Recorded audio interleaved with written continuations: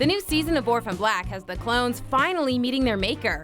And as the co-creators told me, it was always their plan to eventually introduce P.T. Westmorland. That tortoise belonged to Darwin himself. She lived here to the ripe old age of 263. A record like mine.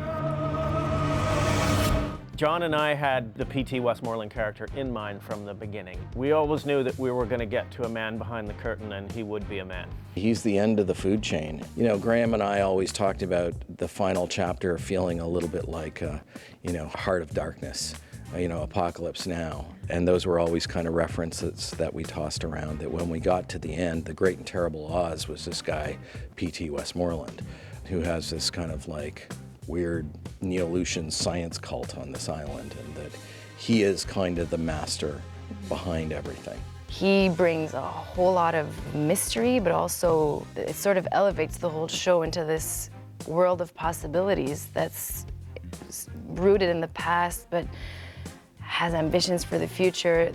Think about it, Susan. We can't let our history stand in the way of the future.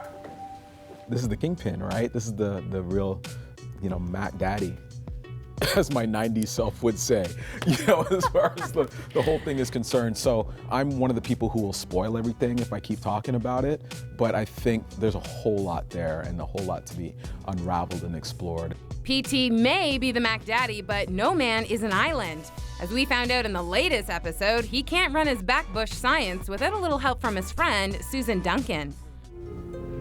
I'm sorry, Susan. No, you're not. Your corporate-raised psychopath is finally paying dividends. But admit it scientifically, you're lost without me. That's why I need you, Susan. I guess what's the quote? The road to hell is paved with good intentions. When people start out, when people do bad things anyways, I don't think they necessarily always start out with the intention of doing a bad thing.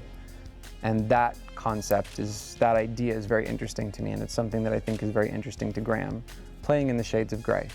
So I'm curious and fascinated by Westmorland, and I'm very interested to see how it all lands. I'd require real-time access to all Rachel's new data on Kira's anomaly. Very well. Exclusive access. Nothing hidden, no more secrets. But Rachel has the reins.